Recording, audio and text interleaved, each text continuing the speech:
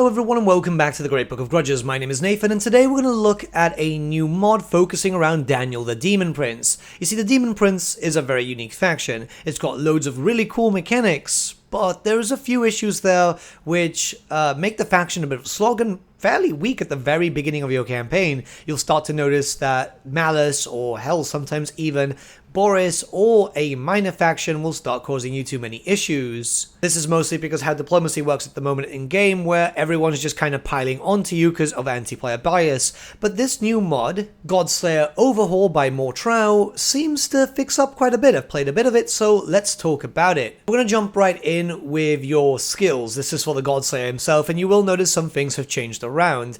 At the top, the undivided line is now focused on undivided stuff. Skills overall have been buffed, but the undivided tree will focus on some faction-wide bonuses. This is, growth and control, but this is for your local province and faction-wide, so it's going to be better for administration.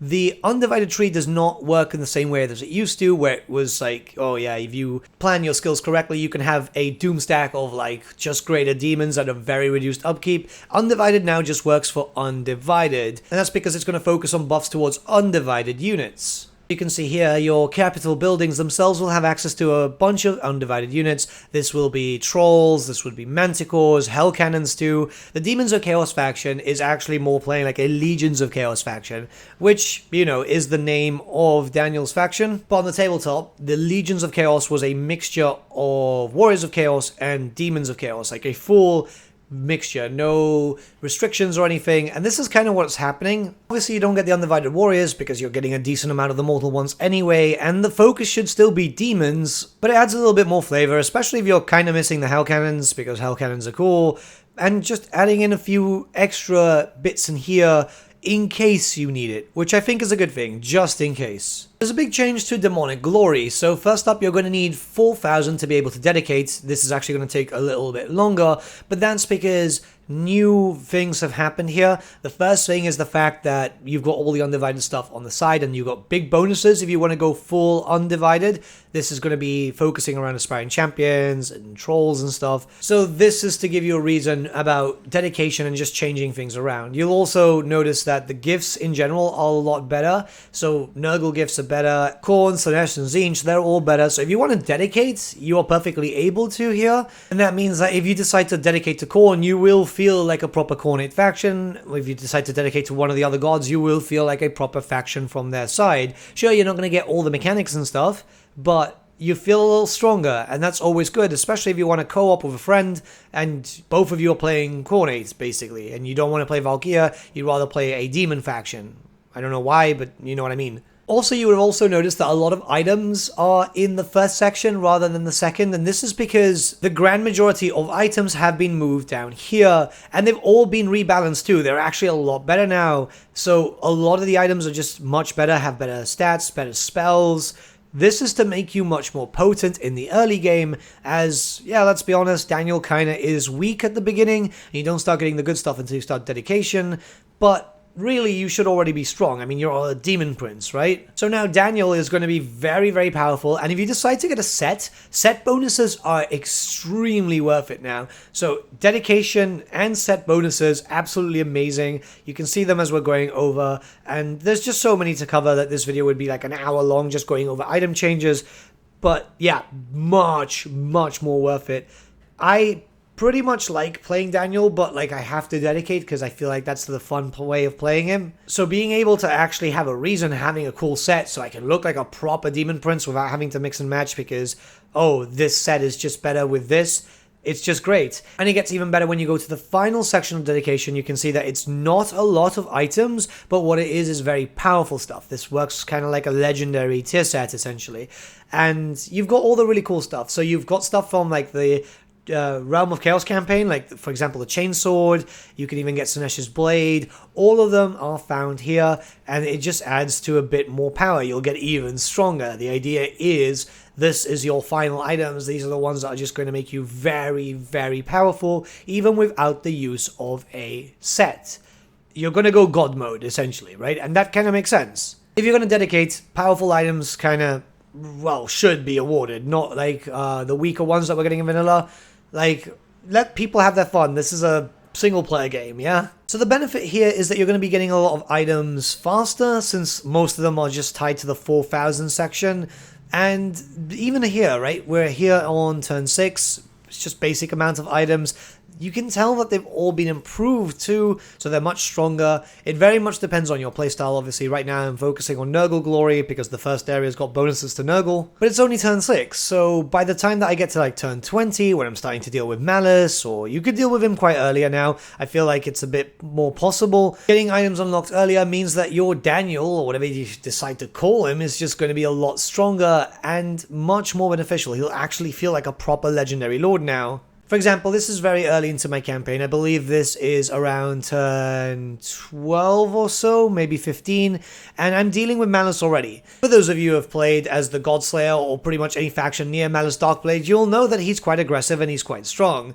And I've decided to take him out early as fast as possible so I don't have to worry about him, mostly because he is probably the biggest threat. Well, barring Frog too, but you don't want the two of them piling up on you. Being able to have some just better items in general works out quite well. I mean, Daniel right now has access to being able to spawn in some Blue Horrors. He's also got the Purple Sun. He's got some Law of Metal debuffs. He's got the Blight Swarm. He's already feeling like a legendary lord. A lot stronger than most, but then again, you're supposed to expect this from a player insert character, and pretty much he was only created for this game. The mod in general just brings in a lot of quality of life changes that I think were really, really needed for the Godslayer. I think that this kind of puts the Godslayer on par with everyone else. Like, yes, he's going to be stupidly strong, but now his faction's going to benefit a lot from it, especially with those faction-wide growth, faction-wide public order. All in all, I'm really, really happy with this mod. I think this is going to deserve a Godslayer playthrough. If you're looking to play as the Godslayer and have been looking for a reason to it, then you can try out this mod. You can find it in the description below. Let me know what you guys think in the comments below. Let's start a bit of a discussion, and I shall see you all again very, very soon. I'll let the rest of the battle play out so you can see some sleep-deprived mistakes I made where I just got hit a few times pretty hard. See you soon, guys. Record infections.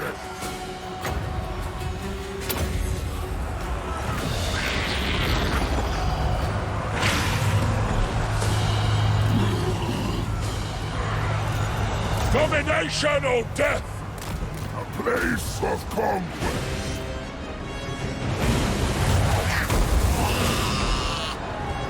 Blade thrones!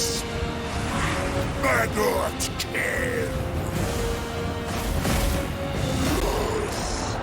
Plague ridden! Corrupt! Destroy!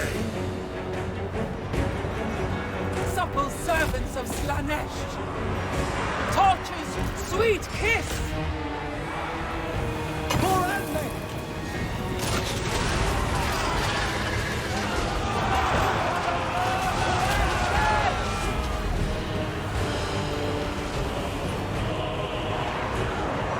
The Demon Prince!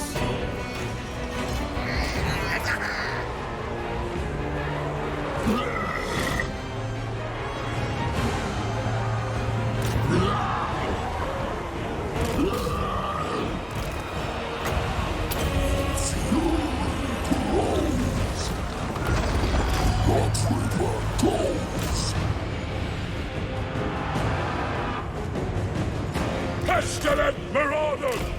They must rot!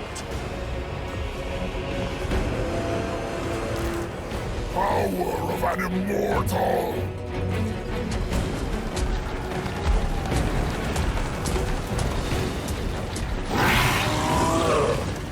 The joy of battle! I will raise it! Let there be rot! Rot! A child moving!